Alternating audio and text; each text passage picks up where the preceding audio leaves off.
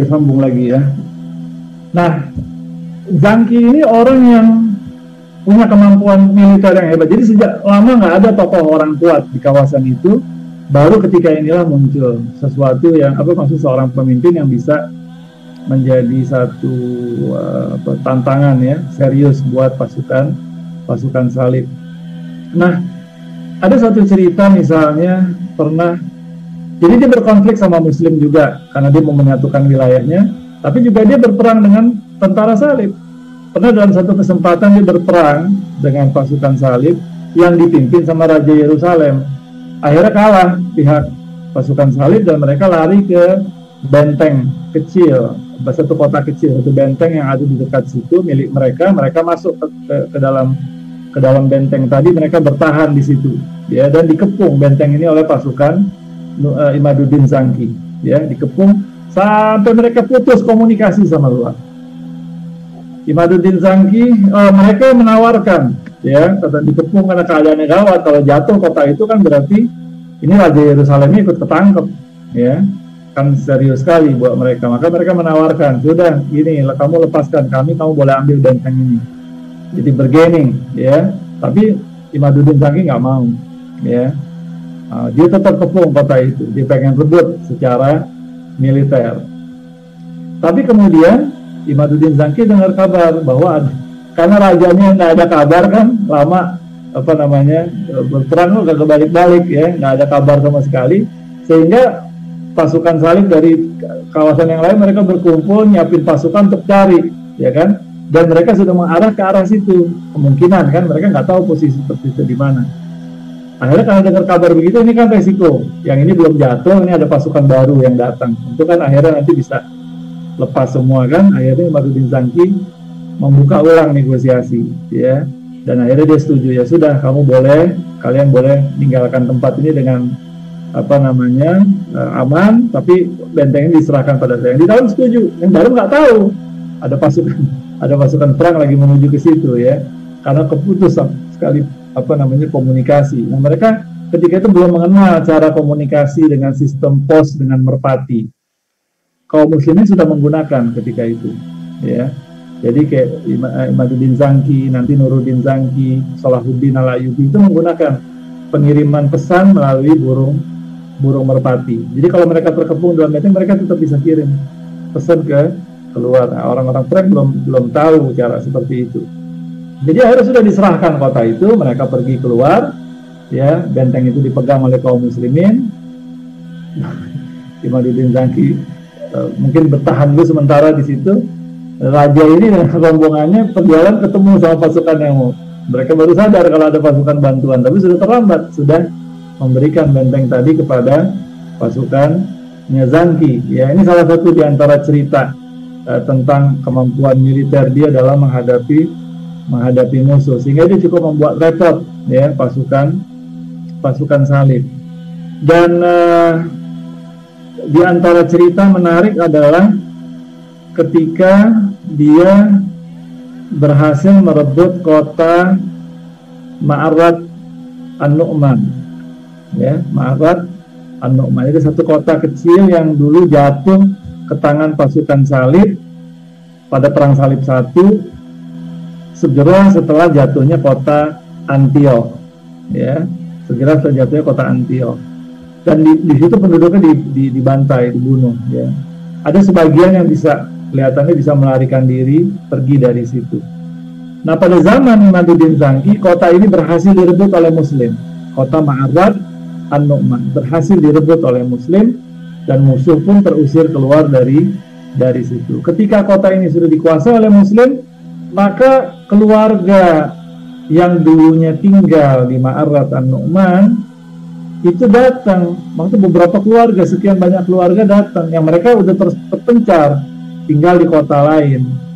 Mereka datang bilang sama Imaduddin Zangki, kami dulu tinggal di sini, orang tua kami punya tanah di sini, saya tanahnya di sebelah sini, saya tanahnya di sebelah sini. Saya mau mengklaim lagi, dulu direbut sama pasukan salib. Kata Imaduddin Zangki, tunjukin aja surat-suratnya, ya, tunjukkan surat-suratnya, nanti kami akan kembalikan pada kalian, ya, sebagaimana yang dinyatakan oleh surat. Mereka bilang, kami nggak punya lagi surat-suratnya dulu, jangankan surat, ya habis orangnya dihabisi ketika itu. Ya. Jadi, mereka yang pergi keluar nggak sempat bawa surat-surat lagi. Kemudian bagaimana solusinya, kata Imaduddin Zangki, kalau gitu kamu pergi ke Aleppo. Karena Aleppo adalah kota atasannya beberapa kota di kawasan itu, ya. Nah, kota yang strukturnya lebih tinggi. Cari data-datanya di sana. Nah, nanti kalau ada terdata di situ, kalian bisa klaim tanah kalian.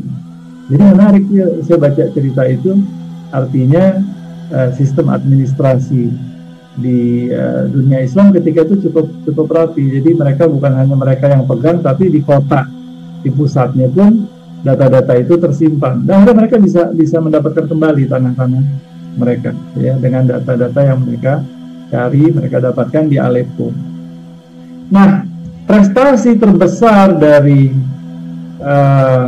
ini perkataan Ibn al-Asir, penulis Al-Kamil fi Tarikh, tentang Imaduddin Zangki, ya. Kalau sekiranya, ya, Allah dengan sifat rahmatnya tidak menganugerahkan kepada kita sang Atabek, maksudnya Imaduddin Zangki, ya, untuk menaklukkan Syria, orang-orang Frank tentu akan bisa menguasai wilayah Muslim seluruhnya.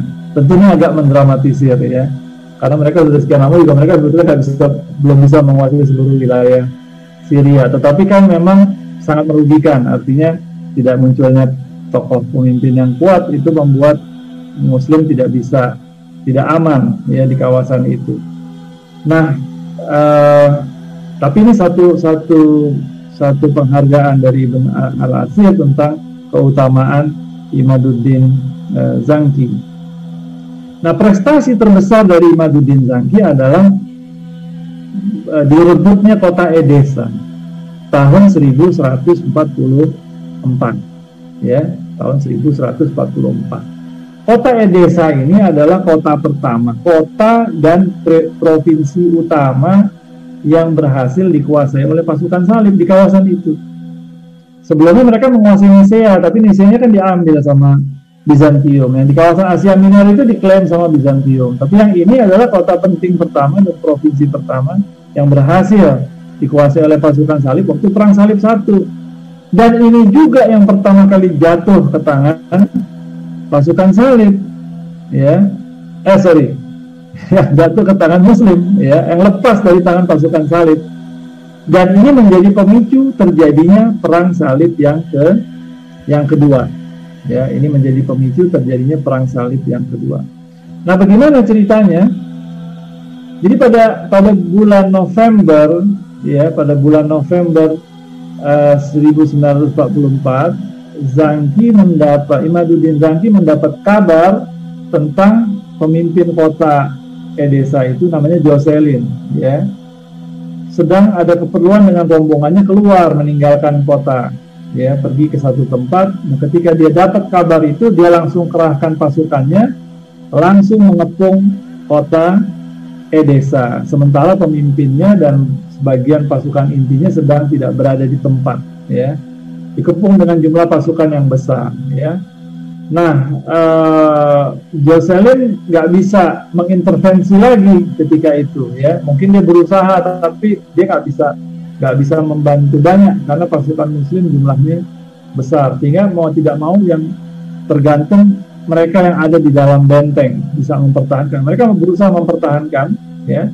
Tetapi setelah dikepung selama sekitar sebulan, ya, pada akhir bulan Desember juga nih, ya, kota itu akhirnya jatuh ke tangan pasukan Zangki, ya.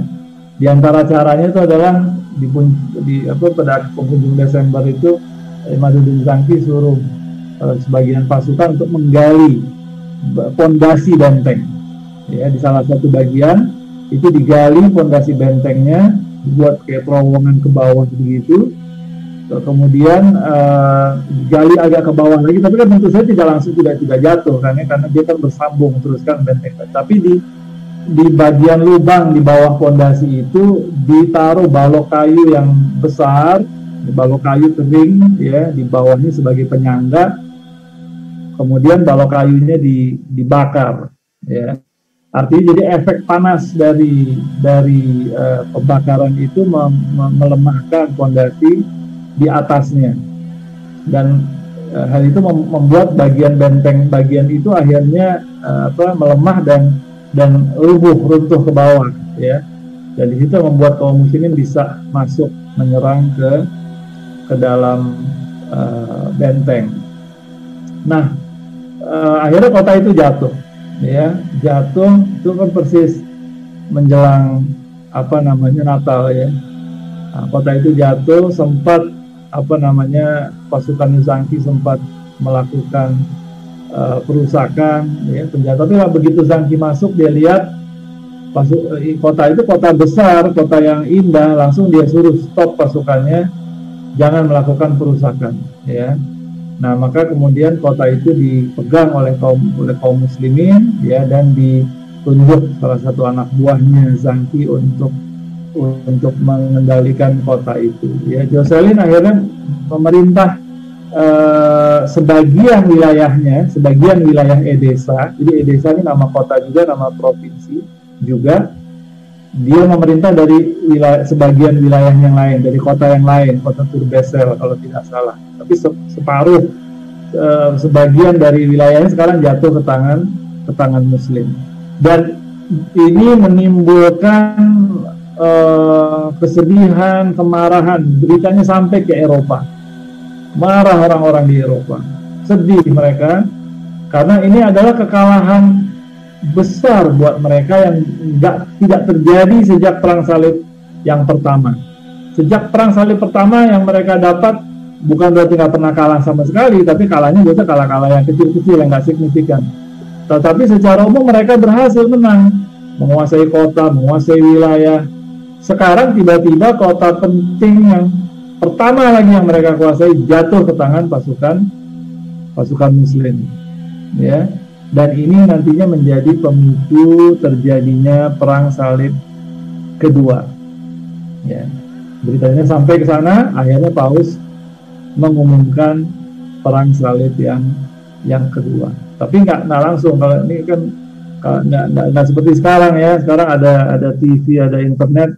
Apa yang terjadi hari ini, kayak kita di Malaysia, apa yang terjadi di Jakarta hari ini kita ikutin terus dari hari ke hari.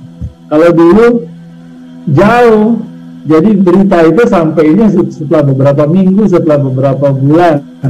Mereka nyebar dulu beritanya, mereka ini dulu baru diumumkan Perang Salib berikutnya. Pasukannya siap-siap dulu, kumpulin pasukan, kumpulin dana. Jadi sampai akhirnya terimplementasi itu waktunya panjang. Nah, ada cerita menarik dicerita oleh Ibn al-Asir. Ibn al-Asir tapi memang keluarganya ini dekat dengan keluarga Zangki. Ada cerita di Sisilia katanya, tapi nggak tahu ini cerita keakuratannya bagaimana ya. Di Sisilia itu rajanya ketika itu Raja Norman ya, rajanya Raja Kristen, tetapi kerajaan Kristen di situ dia merebut dari Muslim. Muslim sempat 2 abad mengendalikan Sisilia. Ketika direbut sama raja-raja Kristen, ya raja-raja Norman, masih familinya Bohemond of Taranto. Bohemond of Taranto dari Sisilia. Itu dia tidak memusuhi Islam, ya, bahkan dia kagum sama kebudayaan Islam. Jadi undang ilmuwan-ilmuwan ya, Roger II ya, dan yang berikutnya, raja-raja berikutnya diundang. Bahkan dia pakai gelar-gelar Arab ya, para raja ini. Nah, di antaranya pada masa itu rajanya Roger, tapi siapa namanya, Ibn al-Asir kalau nggak salah nggak sebut nama rajanya. Dan dia punya penasehat orang Muslim Arab. Nah, yang apa namanya, ilmuwan Muslim yang paling menonjol ketika itu sebetulnya Al-Idrisi Tapi juga Ibn al-Asir nggak sebut nama, ya siapa ini orang yang penasehatnya yang Muslim ini. Katanya sudah tua ketika itu. Al-Idris itu yang bikin apa namanya peta, ya bentuk bulat gitu kan, peta bola dunia, apa namanya peta dunia. Nah, ketika itu mereka berdua lagi duduk di bagian istana yang menghadap ke laut Mediterania. Tiba-tiba ada rombongan, ada kapal, ya parkir berlabuh di dekat situ, terus minta izin ketemu, dipersilahkan. Terus ditanya sama raja, kalian dari mana? Ya, oh kami baru nyebrang ke Afrika Utara, kami merampas beberapa wilayah, nyerang kawasan Muslim, dan kami dapat jarahan yang banyak. Ya, terus mereka bilang mereka nggak bisa buat apa-apa, ya, yang Muslim itu kami kalahkan dengan mudah. Di mana itu Muhammad? Mereka nyindir begitu, ya.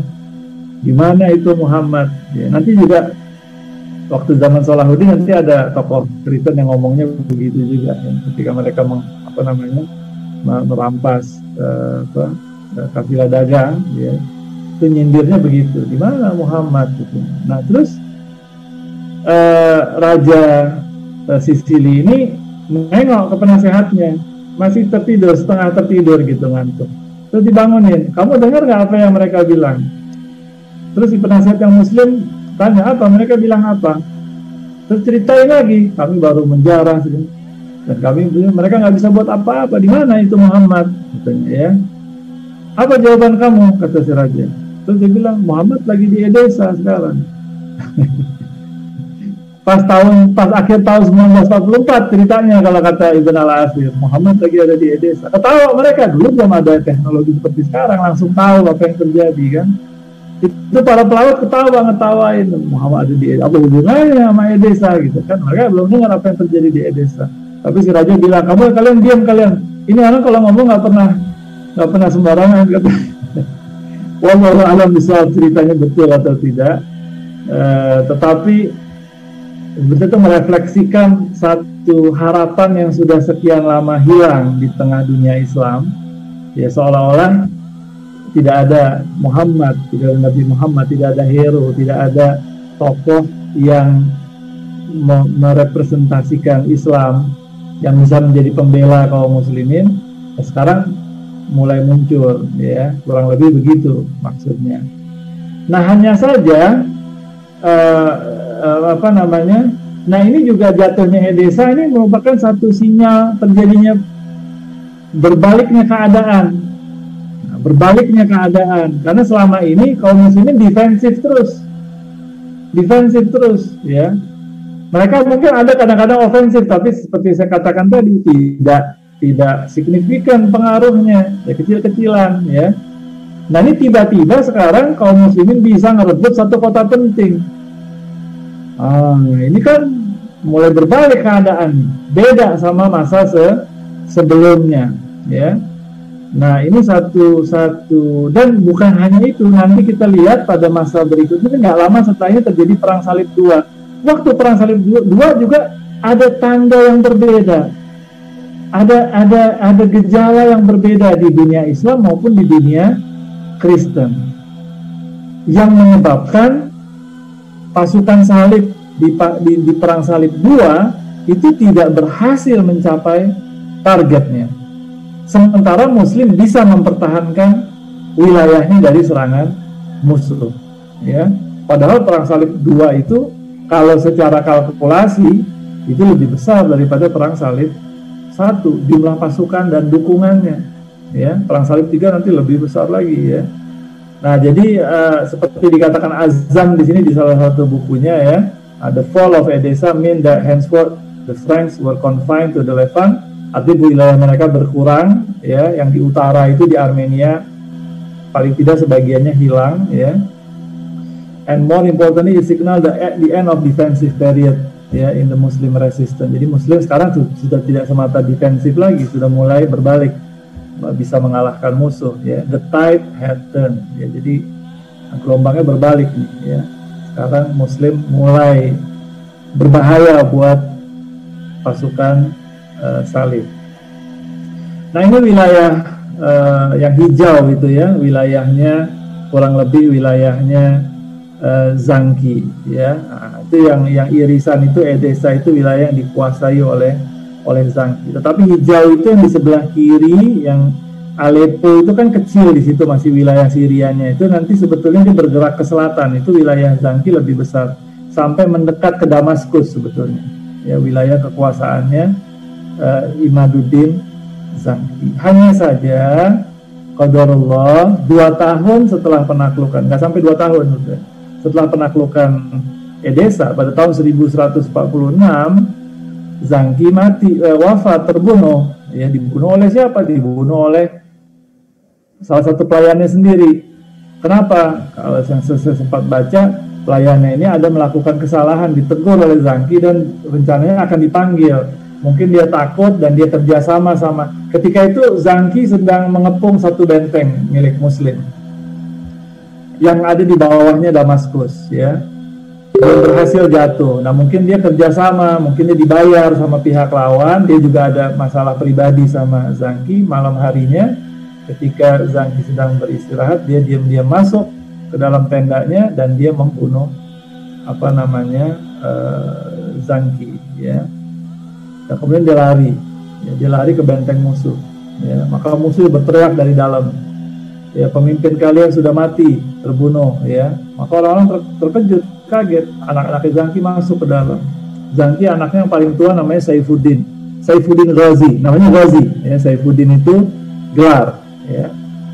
Kemudian anak keduanya Nuruddin Mahmud, ya. Ini Nuruddin yang tulis Nuruddin Zangki, itu Nuruddin Mahmud bin Zangki sebetulnya, ya. Nuruddin bin Zangki bisa juga kalau mau. Nanti ada lagi anaknya yang laki, ada 2 lagi di bawahnya. Tetapi yang jadi pemimpin nanti Saifuddin Ghazi dengan Nuruddin Mahmud Zangki. Nah, pada masa itu kalau pemimpin meninggal mendadak, ya, biasanya keadaan tidak stabil untuk sementara sampai pemimpin berikutnya bisa membangun confidence, ya, di tengah wilayah yang dia kuasai. Nah, ketika sudah diurus jenazahnya Zangki,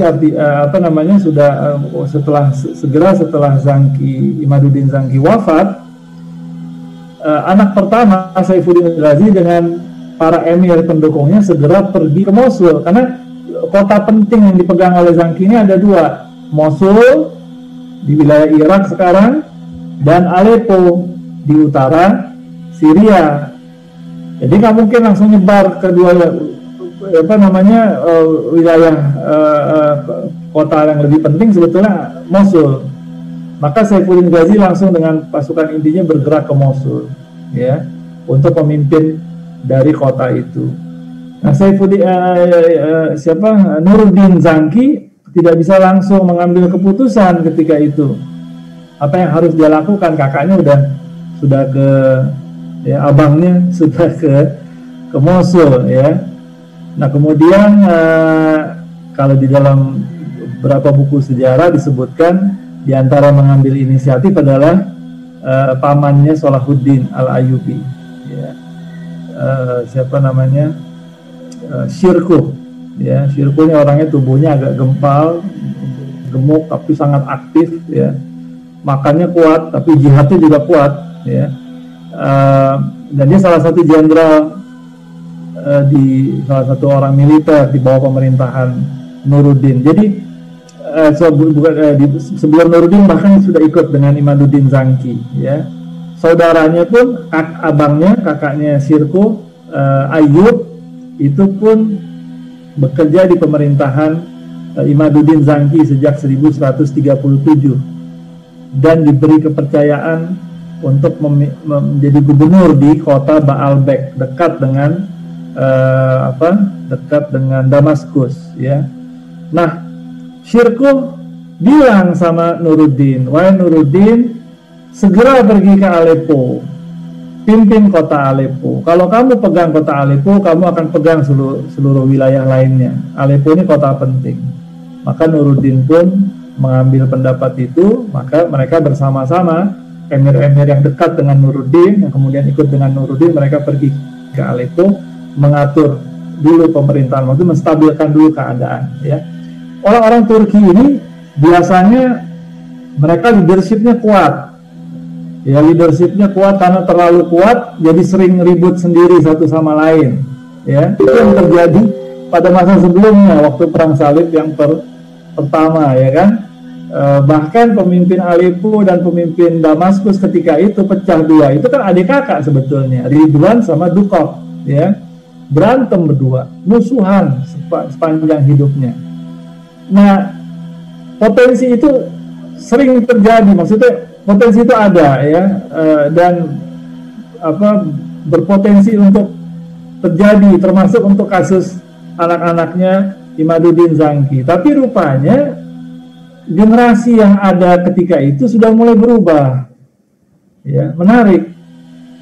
Jadi si abang, ya, kakaknya ini Saifuddin Ghazi di Mosul, yang satu di Aleppo, ya. Kalau ikut yang kebiasaan sebelumnya pada masa itu berpotensi saling, siapa yang dominan, siapa yang mimpin. Itu kedua pasukan sudah bergerak pada waktu itu. Ketika mereka sudah stabil, mereka bergerak ke perbatasan. Tapi menariknya ketika kedua pasukan bertemu, abang sama adik ini ketemu tengah-tengah. Mereka berbincang. Akhirnya mereka sepakat untuk berbagi wilayah dan bekerja sama. Ya, jadi mereka nggak berantem. Ya, jadi si abang pegang Mosul, adiknya pegang Aleppo. Ya. Dua adik yang lain, yang satu ikut di Mosul, yang satu ikut di Aleppo, dan mereka sepakat untuk kerjasama untuk menjalin hubungan. Jadi mereka tidak berkelahi, tidak berantem, ya. Nah, ini satu signal yang lain yang menarik nantinya.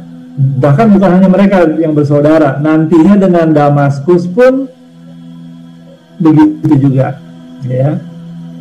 Nah, jadi tahun 1146, ya, 1146 Imaduddin Zangki wafat. Orang yang menyebabkan terjadinya perang dunia lagi, perang salib 2, ya. Imaduddin Zangki orang yang menjadi penyebab terjadinya, maksudnya pemicu jatuhnya Edessa, ya, pemicu terjadinya perang salib 2 itu wafat 1146, setahun sebelum terjadinya perang salib 2. Nanti pasukan salib 2 waktu datang sampai di wilayah Syria, Imaduddin Zangkinya sudah tidak ada, ya. Nah, sekarang kita cerita tentang the Second Crusade, perang salib yang kedua. Bagaimana ceritanya perang salib kedua ini? Nah, kan mereka kota Edessa jatuh pada akhir penghujung tahun 1144. Perlu beberapa waktu untuk berita itu sampai ke Eropa, tersebar di Eropa. Ya, Pausnya sedih tentu saja, ya, dan kemudian baru pada tahun 1145 pada akhir, jadi setahun setelah jatuhnya kota Edessa, barulah Paus ketika itu, Paus Eugene III, ya, itu mengumumkan perang salib yang kedua. Tentu mereka nggak bilang perang salib yang kedua, yang dulu yang pertama, ini perang salib pertama, tidak. Mereka hanya mengumumkan, memfatwakan, mungkin bisa kalau pakai istilah kita begitu, ya, memfatwakan perang salib yang baru, ya. Maka oleh para sejarawan dikasih nomor ya, yang dulu itu perang salib pertama yang diumumin Paus Urbanus II, yang sekarang jadi ini perang salib yang kedua. Nah, begitu perang salib yang baru diumumkan di Eropa, maka seperti perang salib yang pertama, orang-orang di Eropa Barat pun menyambut dengan penuh semangat, ya. Jadi mereka pengumuman itu, ajakan itu menarik perhatian, ya, banyak orang untuk ikut bergabung dengan pasukan salib. Tentu saja diajak raja-raja, para bangsawan. Kalau para bangsawan sudah ikut, para raja sudah ikut, otomatis rakyat ikut juga di bawahnya, ya. Nah, tetapi mereka nggak bisa langsung berangkat. Mereka siap-siap dulu kan.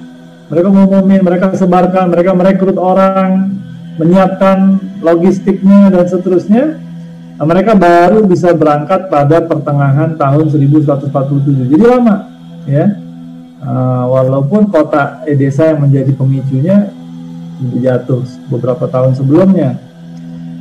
Nah, kemudian Paus menunjuk seorang salah satu pimpinan gereja, ya, namanya Santo Bernard. Santo Bernard ini kalau nggak salah sekarang sudah di belakangan kemudian ditetapkan sebagai salah satu santo. Santo ini kayak di kalangan sufi ini wali, ya, orang suci, ya. Santo Bernard. Maka dia berkeliling, Santo Bernard berkeliling ke kawasan Prancis dan sekitarnya, mengajak orang-orang untuk ikut dalam perang salib, untuk nyumbang, untuk ikut berangkat, ya, dalam perang salib yang baru itu. Dan dia ketika kembali, dia lapor sama Paus, dia bilang, kemana saja saya mengumumkan, saya ngomong sama orang-orang tentang perang salib, ya, maka pasukan salib menjadi berlipat ganda jumlahnya sampai nggak terhitung, ya. Jumlahnya berlipat ganda, semakin lama semakin banyak. Kota-kota dan kastil-kastil menjadi kosong karena orang-orang antusias ingin mengikuti perang salib yang kedua. Bahkan dalam informasi yang lain disebutkan kebanyakan laki-laki pergi, sampai di kebanyakan daerah untuk 7 perempuan tinggal 1 laki-laki yang tersisa. Karena laki-laki banyak yang berangkat. Kan tentu saja mayoritas berangkat adalah yang laki-laki, ya. Perempuannya mungkin ada juga yang ikut, tapi tentu jauh lebih sedikit dibandingkan yang laki-laki. Ini menunjukkan antusiasme yang tinggi dan jumlah yang besar yang ikut menyertai perang salib yang kedua. Jumlah yang besar dan antusiasme yang tinggi tentu saja memberikan optimisme yang tinggi juga, ya kan? Orang begitu penuh semangat, yang ikut banyak, ya kan? Untuk membentuk satu jumlah pasukan yang besar, tentu memberikan satu optimisme yang besar juga bagi keberhasilan mereka di perang salib yang kedua. Bahkan beberapa raja ikut-ikut, ya, ikut menyertai perang salib yang kedua ini. Padahal waktu perang salib 1 nggak ada raja yang ikut, ya. Bohemond, kemudian Raymond of Poitiers, kemudian Godfrey of Bouillon, itu cuma bangsawan-bangsawan saja, nobles, bukannya raja. Pada perang salib 2 ada 2 raja Eropa ikut, Raja Prancis ikut, ya, Louis ke-7, ya, dan juga Raja Jerman, ya, Konrad, saya nggak tahu nyebutnya bagaimana, Konrad atau Konrad atau apa, ya, Konrad 3, ya. Jadi Raja Prancis ikut juga dan Raja Jerman ikut juga, ya. Mereka bersaing juga, ya. Mereka jalan dengan rombongannya sendiri-sendiri. Nanti ketemu di Syam, di Levant. Levant ini adalah nama sebutan mereka untuk wilayah Syam, ya. Yang kita sebut dalam bahasa Arab Syam terdiri dari Syria, Palestina, Lebanon, dan Yordan. Kalau sekarang ini kurang lebih, atau kadang disebut dengan Greater Syria. Nah, mereka menyebutnya Levant, ya. Nah, mereka berangkat, ya, dalam jumlah, jadi didukung pasukan yang besar, para bangsawan yang banyak, 2 raja ikut berangkat. Oh, jadi ini satu perang yang memberikan satu optimisme yang sangat besar kepada mereka untuk meraih kesuksesan sebagaimana perang salib sebelumnya, bahkan kalau perlu lebih lagi, ya, daripada sebelumnya. Nah, maka berangkatlah pasukan, ya. Mereka tentu kadang di bagian tertentu mereka naik kapal, tapi mereka sebagian besar mereka lewat darat. Mereka mampir dulu di Konstantinopel karena memang harus lewat Jerman Timur, ya kan. Dulu nggak ada pesawat, nggak bisa naik pesawat langsung tiba di Kalau mau naik kapal juga pasukan dalam jumlah terlalu besar juga nggak efektif. Ya, naik kapal langsung menuju ke apa namanya ke Levan ya. Nah, jadi mereka masih jalur daratnya masih menjadi jalur utama. Jadi mereka mampir di Konstantinopel. Nah, tetapi keadaan di dunia Islam dan di dunia Kristen pada Perang Salib II ini sudah tidak sama lagi ya. Seperti pada Perang Salib yang pertama. Antara orang-orang Frank, orang-orang Eropa Barat dengan orang-orang Bizantium, rasa kesaling percayaannya sudah semakin berkurang. Kalau dulu Raja Bizantium, Kaisar Bizantium itu ngundang, minta tolong sama Paus untuk ajak orang-orang Frank ikut bergabung. Jadi dia punya kepentingan mau merebut wilayah Asia Minor dengan bantuan orang Frank. Tapi kan banyak bentroknya. Di antaranya kota Antioch itu yang diklaim sama Bizantium, itu kan kotanya Bizantium, direbut sama orang Frank, nggak mau dikembaliin sama Bizantium. Jadi Bizantium nggak pernah bisa sepenuhnya menguasai kota Antioch, dipegang sama orang-orang Frank. Jadi dia jengkel, orang Bizantium, Kaisar Bizantium dan orang-orang Bizantium jengkel sama orang-orang Frank, walaupun nggak ditunjukkan terbuka ya. Orang-orang Frank juga banyak nggak percayanya sama orang Bizantium. Konflik di Antioch begitu juga, dan beberapa hal yang lain. Jadi diam-diam ada ketidaksukaan, dan di Kaisar Bizantium ketika itu tidak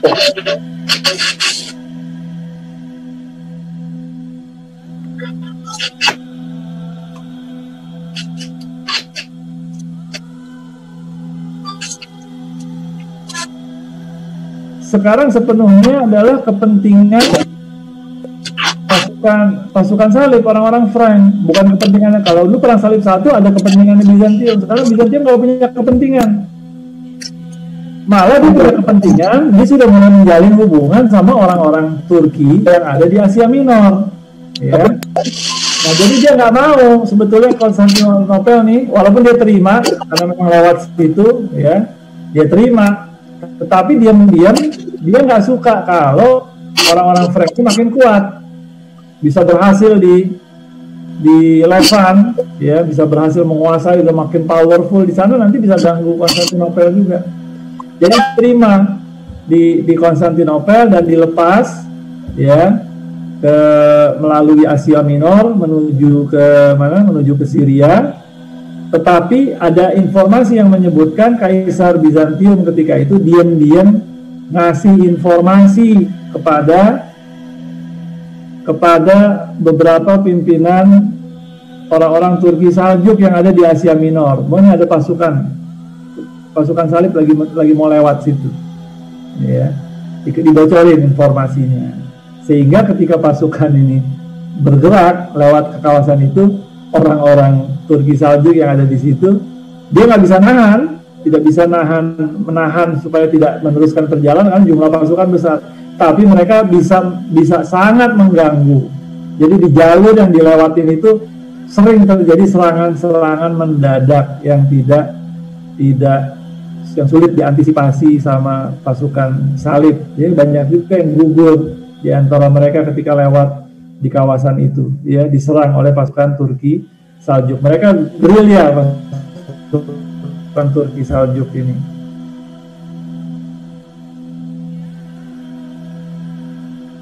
Sehingga banyak korban, banyak pak. Nah, ini diantara konflik pasukan salib antara Bizantium dengan orang-orang Frank, ya. Ya, kita sambung lagi. Nah, ini adalah jalur pasukan Frank di dalam Perang Salib yang kedua. Ada yang melalui laut, ada juga, ya, tapi pasukan utamanya yang panah warna merah dan warna biru, ya, masing-masing mewakili Prancis dan Jerman, itu melalui jalur darat, ya, dari Eropa Barat terus menuju Eropa Timur, Konstantinopel, lewat Asia Minor, dan dari Asia Minor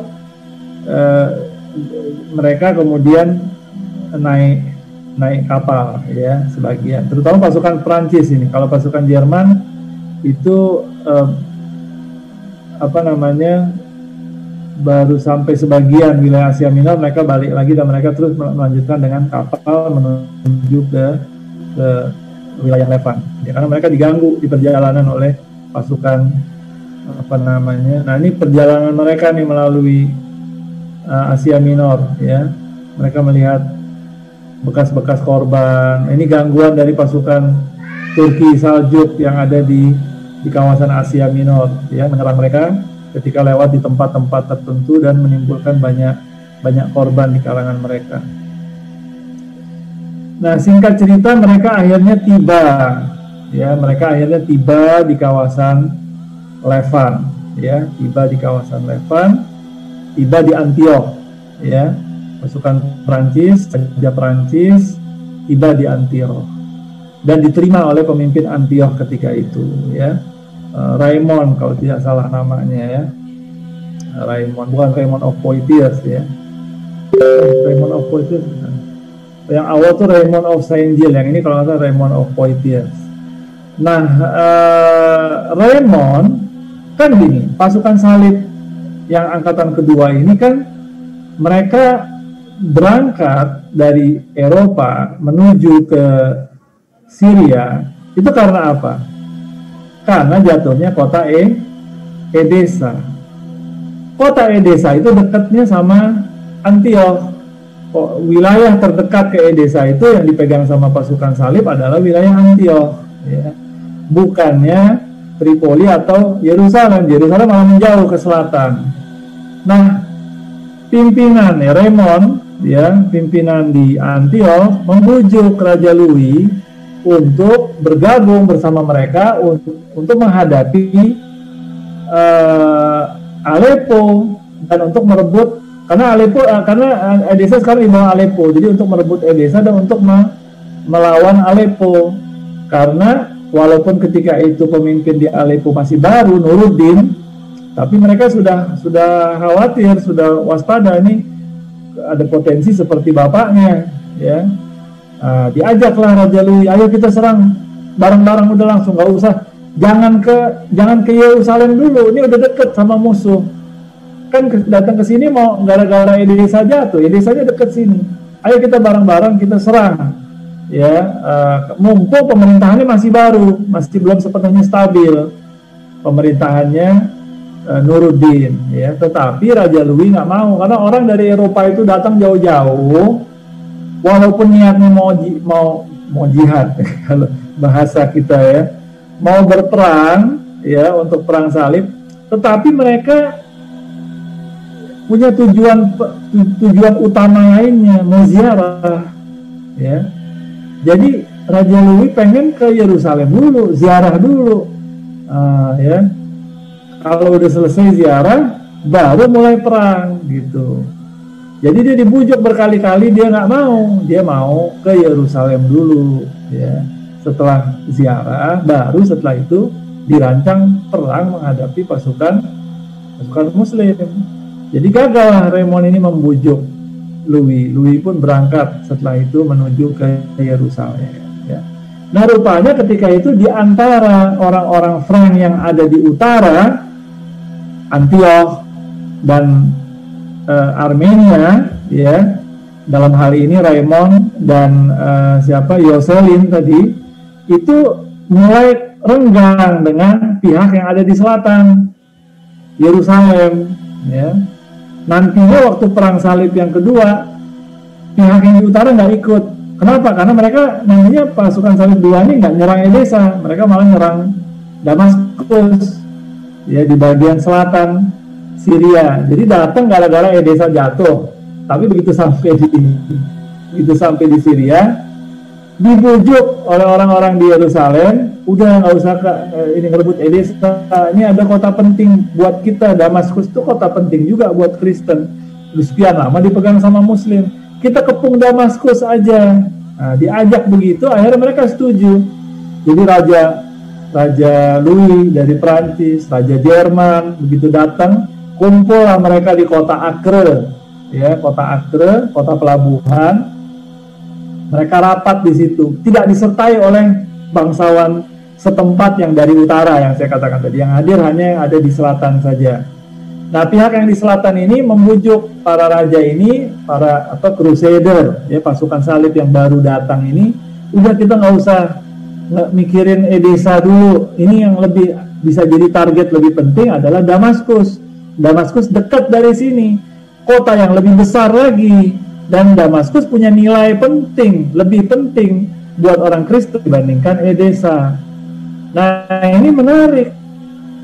Sebetulnya satu kesalahan strategi yang serius. Kenapa? Karena selama ini musuh utamanya mereka, maksudnya sejak adanya Zangki sudah meninggal ketika itu. Artinya sejak beberapa tahun terakhir, musuh utama mereka itu Aleppo sebetulnya. Aleppo itu yang jadi masalah besar buat mereka pada beberapa tahun belakangan. Damaskus beberapa kali menjalin hubungan sama Yerusalem, jadi relatif tidak bermusuhan dengan Yerusalem. Jadi sekarang mereka malah memutuskan mau ngerebut Yerusalem yang statusnya dalam banyak kesempatan itu berhubungan damai sama mereka, ya. Nah, akhirnya setuju raja-raja ini, raja siapa, Louis, ya, kemudian Raja Konrad, ya, setuju untuk sama-sama dengan pasukan yang ada di selatan untuk mengepung kota Damaskus. Jadi begitulah akhir ceritanya, perang salib kedua belok dari karena gara-gara jatuhnya Edessa, akhirnya mereka sekarang targetnya berubah menjadi mengepung kota Damaskus, ya. Nah, berangkatlah pasukan ini, ya, bergerak menuju ke Damaskus. Damaskus dengar informasi. Jadi sebelum pasukan Frank itu sampai, udah bahaya ini buat Damaskus. Kenapa? Pasukannya jumlahnya besar. Tetapi walaupun pasukannya besar, kota Damaskusnya juga kota besar. Jadi nggak bisa dikepung dari seluruh penjuru, nggak bisa. Terlalu besar, ya, untuk pasukan salib. Walaupun begitu, terlalu beresiko buat Damaskus untuk ngadepin pasukan salib yang baru ini sendirian. Dia perlu dukungan dari wilayah muslim yang lain. Kalau saja hal ini terjadi beberapa tahun sebelumnya, mungkin ceritanya agak lain, ya. Kenapa? Karena pemimpin Damaskus sama Imaduddin Zangki itu bermusuhan, ya. Jadi kalaupun dia mau minta tolong sama Aleppo zamannya Imaduddin Zangki bakal ngasih syarat, kemungkinan saya bantu tapi kasih kota itu buat saya, dan mungkin Damaskus nggak mau, ya. Nah, tapi sekarang keadaan berubah. Pemimpin kota Damaskus, Atabeknya, ya, bukan pemimpin utama, sebetulnya di jenderal utamanya Mu'inuddin Unur, orang sudah berumur tetapi jenderal militer yang cakap, ya. Dia kirim surat kepada Saifuddin Ghazi di Mosul, kirim surat kepada Nuruddin Mahmud Zangki di Aleppo, minta bantuan, pertolongan. Dan kedua orang ini segera menyiapkan pasukan mereka tanpa minta syarat. Cuma minta syarat satu, kalau pasukan kami nanti tiba di sana, biar kami boleh diizinkan masuk ke dalam, bisa ikut kalau memang diperlukan, supaya diizinkan masuk ke dalam kota, ikut mempertahankan kota dari dalam, dan itu disetujui. Maka mereka bersiap, kedua orang ini nyiapin pasukan berangkat menuju ke Damaskus, ya. Nah, dulu nggak terjadi seperti itu, ya. Dulu berantem muslim sama muslimnya, bantunya ogah-ogahan, sekarang bantunya serius, ya. Nah, tapi perlu waktu kan, sebelum mereka harus siapin pasukan dan mereka untuk bergerak itu. Akhirnya pasukannya sudah bubar, pasukan salib 2 sudah bubar sebelum kedua pasukannya Nuruddin dan pasukan Saifuddin Ghazi tiba di Damaskus, ya. Jadi waktu pasukan dari kedua kota ini tiba di Damaskus, pasukan musuh sudah bubar, sudah pulang, ya. Tetapi mereka juga takut untuk bertahan lebih lama karena dengar pasukan ini datang, ya. Akhirnya pasukan sudah bubar, diterima lah mereka, sudah selesai perang, diterima, tinggal di dalam untuk beberapa hari, tinggal di dalam kota atau di sekitar kota Damaskus. Nah, bagaimana jalannya perang salib kedua? Pasukannya akhirnya tiba, ya, pada pertengahan Juli tahun 1148. Ini waktunya sudah mau habis ini. Ya, saya cepetin aja kali biar selesai ya. Habisnya nanti ada tambahan-tambahan, saya lanjut di pertemuan yang ke depan ya. Nah, jadi mereka ngepung tadi, mereka nunggu di menyerang di salah satu bagian kota yang ada di bagian luar tembok bentengnya itu ada kebun ya, dalam cukup besar. Nah, mereka bertahan di situ, mengepung dari bagian situ.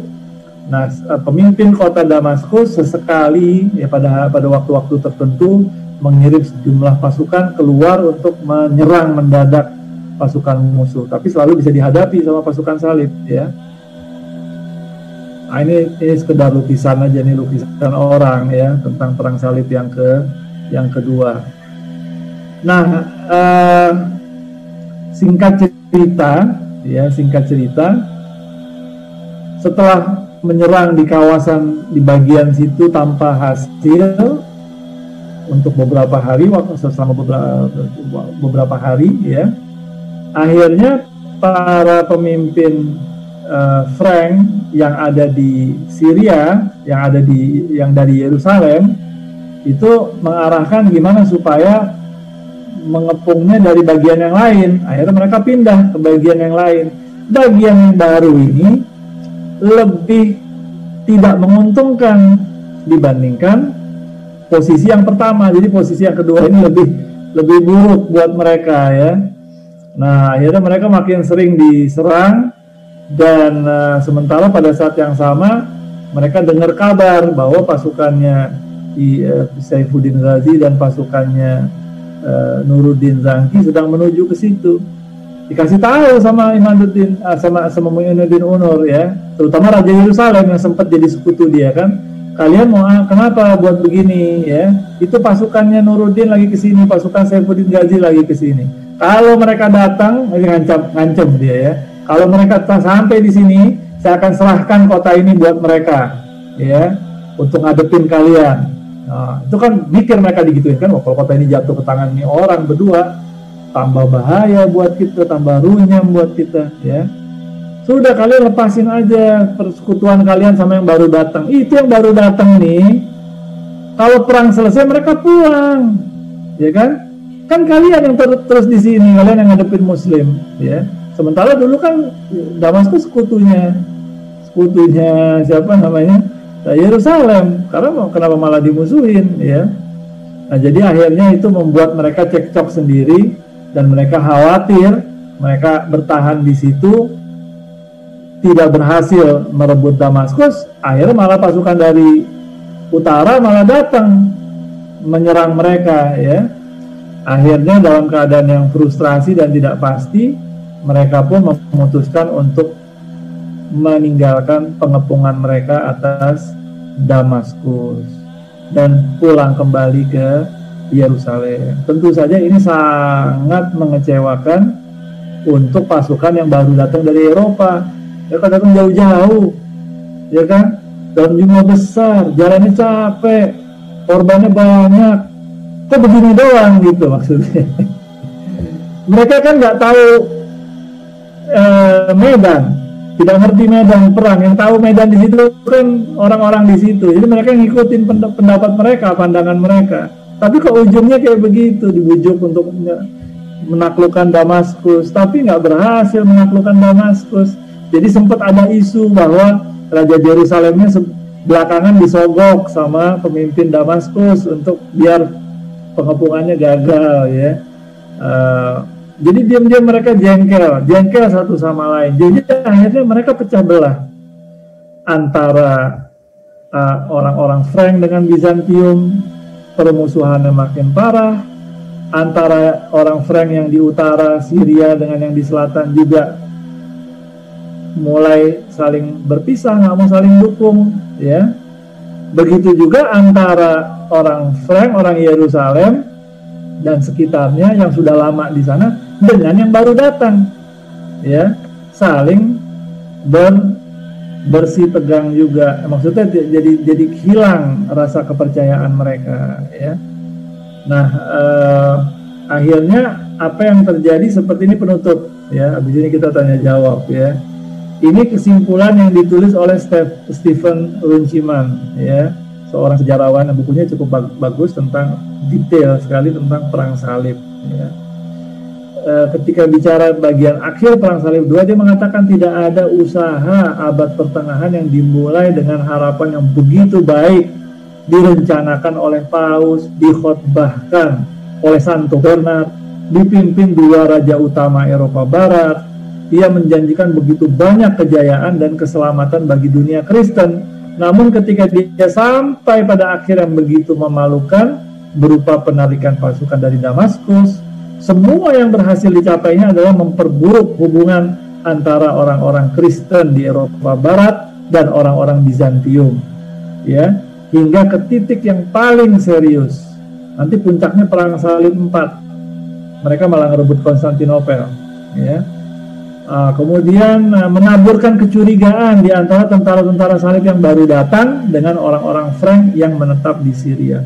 Memisahkan para bangsawan Frank di antara sesama mereka, menarik kaum muslimin untuk saling mendekat dan bersatu, dan menghancurkan reputasi orang-orang Frank dalam hal kecakapan militer. Ya. Nah, makanya Azam ini menulis dalam bukunya, ada buku bagus ditulis oleh Abdurrahman Azam, judulnya Salahuddin ya, Al-Ayyubi. Dia mengatakan, if the fall of Edessa had signaled a change in the tide, then the siege of Damascus signaled a change in the mood of the Muslims. Ya, kalau jatuhnya Edessa itu menandai perubahan arus gelombang ya, maka pengepungan Damaskus itu menandai berubahnya mood kaum muslimin. Mood maksudnya tadinya moodnya berantem, sekarang moodnya bersatu ya. Mereka mulai cenderung bersatu. Nah, saya kira saya cukupkan sampai di situ. Nanti boleh diingatkan ya, perang salib 2-nya udah selesai, tapi ada sedikit kisah-kisah percikan-percikan yang menarik, mungkin nanti bisa diceritakan sedikit di pertemuan berikut. Tapi yang jelas nanti bagian berikutnya adalah cerita tentang Nuruddin Mahmud Zangki. Itu saja, saya kembalikan kepada Saifuddin ya. Assalamualaikum warahmatullahi wabarakatuh. Waalaikumsalam warahmatullahi wabarakatuh. Terima kasih Ustaz, Masya Allah ceritanya Ustaz. Ini orangnya di sini nih, Saifuddin. Gazi bukan belakangnya. Ceritanya luar biasa. Itu saya juga ngebayangin kecewanya pasukan salib itu Ustaz. Datang jauh-jauh cuma gitu doang. Baik, Bapak-bapak, Ibu-ibu, kalau ada pertanyaan silakan disampaikan secara langsung atau lewat kolom chat. Mungkin sambil menunggu Pak Dito bisa update tentang program Muslim KL. Ya, baik. Terima kasih Mas. Sahabat sekalian, minggu lalu kita alhamdulillah mendapatkan kesempatan untuk mengundang secara online dengan Ustadz Abdul Somad, dan kami berniat juga berkomitmen untuk minggu ini kita akan bersama-sama bersamai perjalanan dakwah beliau di pedalaman, terutama di pondok-pondok yang di Riau. Kita akan kumpulkan sudah mulai 2 hari yang lalu kalau tidak salah. Nanti kita akan update lagi di rekeningnya bendahara kita, Cak Lutfi. Saya belum tahu sampai sore hari ini terkumpul berapa, tapi nanti saya ingatkan teman-teman yang berkenan ingin bersamai Ustadz Abdul Somad dengan yayasan beliau, itu bisa ditransfer ke rekening yang nanti kita akan publish, dan kita akan tutup kalau tidak salah hari Jumat depannya, kalau tidak salah ya. Nanti hari Jumat depan masih ada beberapa waktu. Ada itu update-nya untuk kajian yang sore petang hari ini. Untuk Ustadz Alwi, ada permintaan, ini bukan pertanyaan. Ini sudah mendekati ke pasukan Mongol ya, 1219 kalau tidak salah ya. Masih lama lagi. Ya, maksudnya menuju ke situ. Iya, 1300, kemudian 1300, kemudian 1300-nya itu Sulaiman Shah, kemudian Eturul, kemudian Osman, kan begitu kan Ustaz ya? Nah, nanti ini makin kesini makin seru karena yang sekarang lagi lagi tren karena di Turki lagi musim-musimnya telenovela ini, telenovela film ini ya. Iya. Islam sejarah ya. Sejarah, dan Eturu itu 150 episode.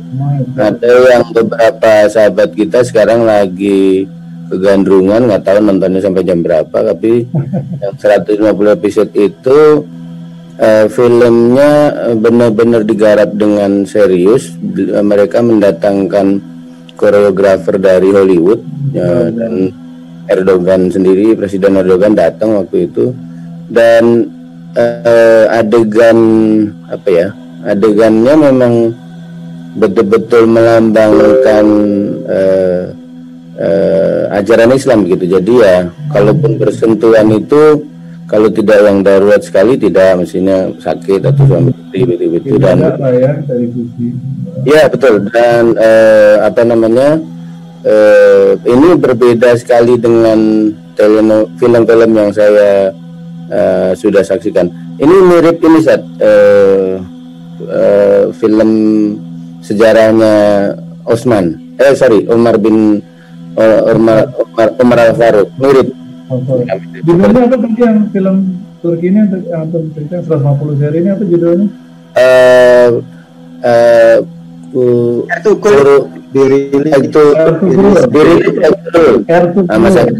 Mas Aga udah berapa episode Mas? Udah hatam sampai. Udah hatam. Udah hatam, nanti Osman 105. Judulnya betul. Dirilis dulu. Nanti ini yang penterjemah dari Indonesia ini, karena kan ini bahasa Turki, Iya. Yang bahasa Inggris ada. Nanti saya share ininya. Yang bahasa Inggris juga yang bahasa Indonesia sedang perbaikan website. Yang bahasa Inggrisnya ada KAI Family. Ini kan mereka dari suku KAI. Ya, yang sekarang dibuat itu Kurulus Osman, baru 37 episode, satu episodenya 2 jam. Itu mereka berencana akan membuat seri ini 7 tahun. Masya Allah. jadi paham. Ya, jadi saya memahami tadi di mereka lagi perjalanan di Intercept, kemudian mereka itu digambarkan semua di di film-film itu, dan perangnya juga perang masih pakai pedang. Yang paling terkekinian itu menggunakan peluru yang mesiunya dari Cina, dibeli dari Cina. Ustaz, nanti kalau tertarik siap-siapkan kopi, jangan lupa, karena 150 episode dan Osman sendiri 37 kali 2 jam. Di primernya itu setiap malam Kamis jam 2 dini hari di TV. Mana sih Pak itu Pak? Kenapa Om? Nontonnya di mana sih? YouTube? Online, gratisan aja Pak, gratis. Mau ke Turki juga boleh. Kalau mau ke Turki? Ada di YouTube atau gimana? YouTube. Kalau yang dirilis Ertuğrul sudah lama, Ustaz, sudah beberapa tahun yang lalu. Itu di YouTube TRT ada. Kemudian kalau mau auto translate itu kan ada bahasa Indonesia. Mereka sudah ada bahasa Inggrisnya. Dan yang seri 1 dirilis itu sudah full HD kalau tidak salah. Kalau yang Osman ini sudah 37, ada yang translate, ada yang enggak. Jadi yang kalau mau yang translate di KAI Family. Soalnya ini saya update kalau tertarik. Jadi hobi nonton nanti. Oke, silakan. Saya mau tanya, boleh? Boleh, silakan. Oke, ada 2 pertanyaan ya. Pertanyaan yang pertama, Ustaz, itu pada saat itu emang untuk perang ini motifnya murni motif agama, ya? Atau nggak, apakah nggak ada motif ekonomi atau motif ingin menguasai kekayaan alam di negara yang dijajah? Ya. Itu pertanyaan pertama. Yang kedua,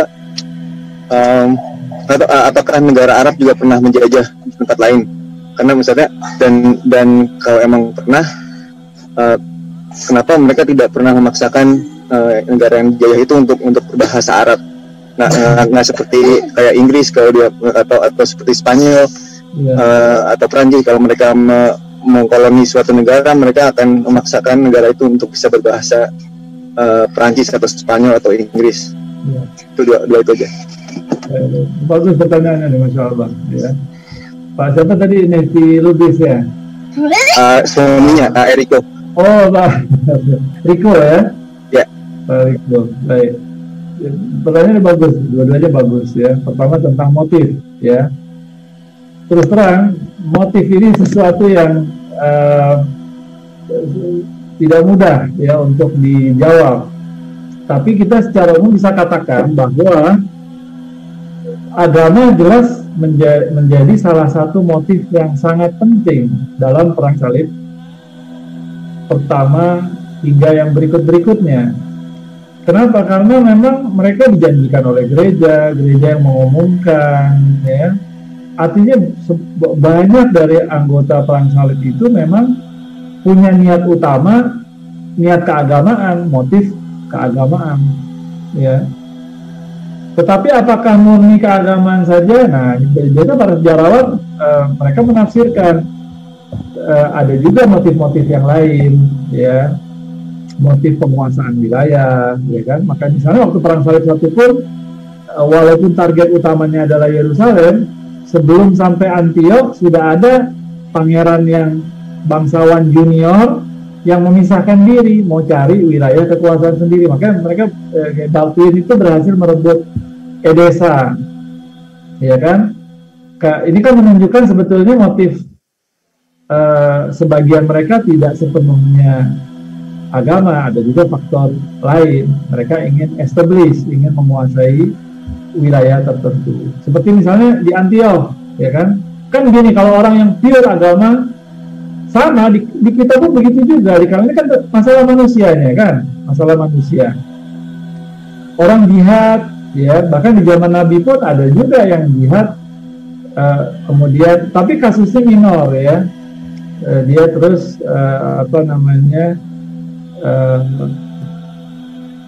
diam-diam mencuri ghanimah, gitu kan? Nah, itu kan Nabi tegur, ya. Di kalangan orang-orang Kristen pun begitu juga, ya. Mereka tidak sepenuhnya agama, ada juga motif duniawinya, kekuasaan wilayah, ya, penguasaan wilayah. Seperti di Antiok itu, waktu ngepung Antiok itu kan Bohemond sangat berambisi supaya kota itu diberikan